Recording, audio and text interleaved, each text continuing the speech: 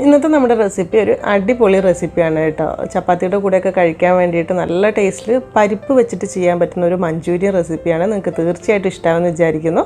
കണ്ടുകൊണ്ടിരിക്കുന്ന സമയത്ത് ഇഷ്ടപ്പെടുകയാണെങ്കിൽ ആ ഒരു ലൈക്ക് ബട്ടൺ ഒന്ന് പ്രസ് ചെയ്യേണ്ട കാര്യം മറക്കരുത്. അപ്പോൾ ഒന്ന് കണ്ടു നോക്കിയാലോ. പിന്നെ നമ്മുടെ ഗിവ് അവേ കുറിച്ചിട്ടുള്ള ചെറിയൊരു കാര്യം കൂടി വീഡിയോയിൽ ലാസ്റ്റ് പറയുന്നുണ്ട്, അതുകൂടെ ഒന്ന് കണ്ടു നോക്കണേ.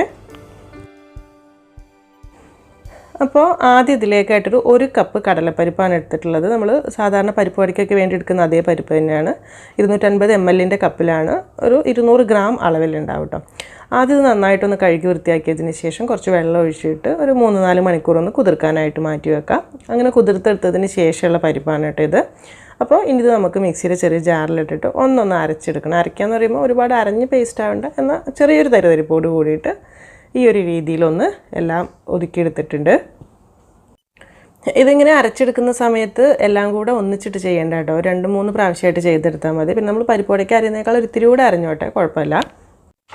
ഇപ്പോൾ നമ്മൾ എടുത്തിട്ടുള്ള ഒരു മുഴുവൻ പരിപ്പ് ഇതുപോലെ തന്നെ അരച്ചെടുത്തിട്ടുണ്ട്. ഇനി ഇതിലേക്ക് കുറച്ച് കാര്യങ്ങൾ കൂടെ ഒതുക്കിയിടാനുണ്ട്. അതിന് വേണ്ടി ഒരു സവാളയുടെ ഒരു പകുതി ചെറുതായിട്ട് അരിഞ്ഞെടുത്തിട്ടുണ്ട്. പിന്നെ ഒരു ചെറിയ കഷ്ണം ഇഞ്ചി, 2-3 പച്ചമുളക്, 2 അല്ലി വെളുത്തുള്ളി, കുറച്ച് കറിവേപ്പില, ഇതെല്ലാം കൂടെ ചേർത്തിട്ട് മിക്സിയുടെ ജാറിലിട്ടിട്ട് ഇപ്പോൾ നമ്മൾ പരിപ്പ് ഒതുക്കിയ ജാറിൽ തന്നെ ഒന്നുകൂടെ ഒന്ന് ഒതുക്കിയെടുക്കുക. അരിഞ്ഞ് പേസ്റ്റ് ആവേണ്ട, ഈ രീതിയിലൊന്ന് ഒതുക്കിയെടുത്തിട്ട് അതുകൂടെ ഇതിലേക്ക് ഇട്ട് കൊടുത്തിട്ടുണ്ട്.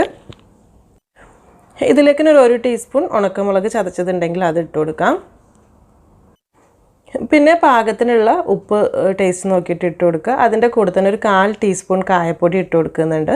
പിന്നെ ഒരു 1 ടീസ്പൂൺ നിറച്ച് കാശ്മീരി മുളക് പൊടിയാണ് ഇട്ട് കൊടുക്കുന്നത്. അപ്പോൾ ഇത്രയും കാര്യങ്ങളെല്ലാം കൂടെ ചേർത്തിട്ട് നന്നായിട്ടൊന്ന് മിക്സാക്കി എടുക്കുക. കൈ ഉപയോഗിച്ച് നല്ലോണം ഒന്ന് കുഴച്ചെടുക്കുന്നതായിരിക്കും നല്ലത് കേട്ടോ. അപ്പോൾ ഇതുപോലെ നല്ലോണം ഒന്ന് മിക്സാക്കി റെഡിയാക്കി എടുത്തിട്ടുണ്ട്. ഇനിയിപ്പോൾ റെസ്റ്റ് ചെയ്യാൻ വേണ്ടി വെക്കേണ്ട ആവശ്യമൊന്നുമില്ല. എണ്ണ നല്ലോണം ചൂടായി വരുന്ന സമയത്ത് എണ്ണയിലേക്ക് ഇട്ടിട്ട് ഫ്രൈ ആക്കി എടുക്കുക.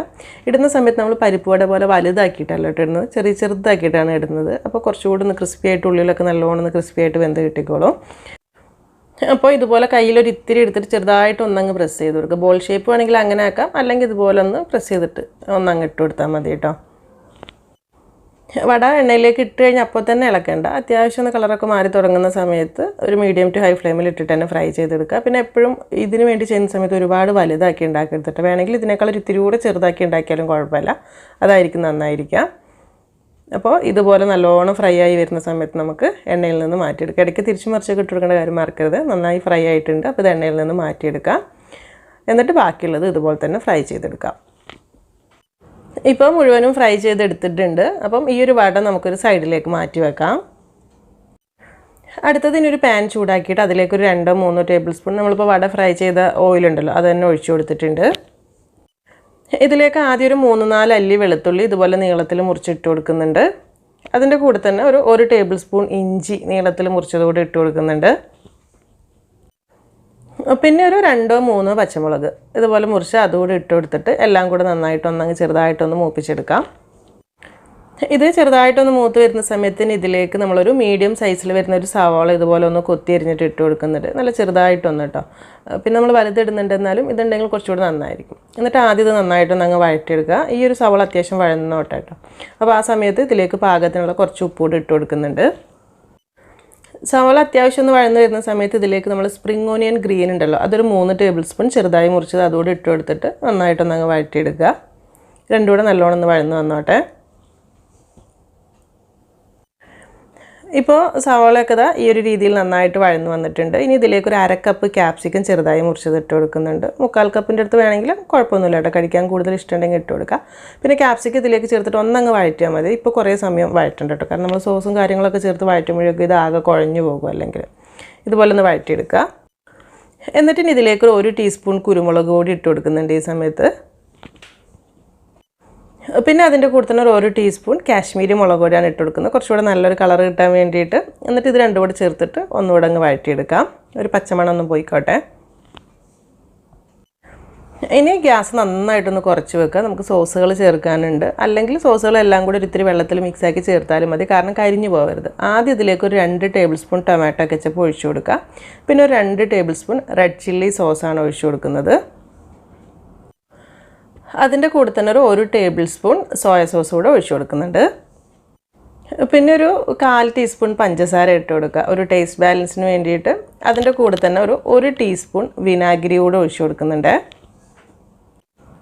എന്നിട്ട് ഇതെല്ലാം കൂടെ ചേർത്തിട്ട് നന്നായിട്ടൊന്ന് മിക്സ് ആക്കി കൊടുക്കുക. അപ്പോൾ ജസ്റ്റ് ടേസ്റ്റൊക്കെ ഒന്ന് നോക്കുക. എരിവൊക്കെ കുറവാണെങ്കിൽ കുറച്ചുകൂടെ കുരുമുളക് പൊടി ചേർത്ത് കൊടുക്കുക. സോസുകളൊക്കെ നമുക്ക് ടേസ്റ്റിനനുസരിച്ചിട്ട് മാറ്റം വരുത്താം കേട്ടോ. ഒരിക്കലും കരിഞ്ഞു പോകരുത്. വേണമെങ്കിൽ ഒരു ഇത്തിരി വെള്ളം ഒഴിച്ചിട്ടൊന്ന് മിക്സ് ആക്കി എടുത്താൽ മതി. അപ്പോൾ കരിയുന്ന പ്രശ്നം ഉണ്ടാവില്ല.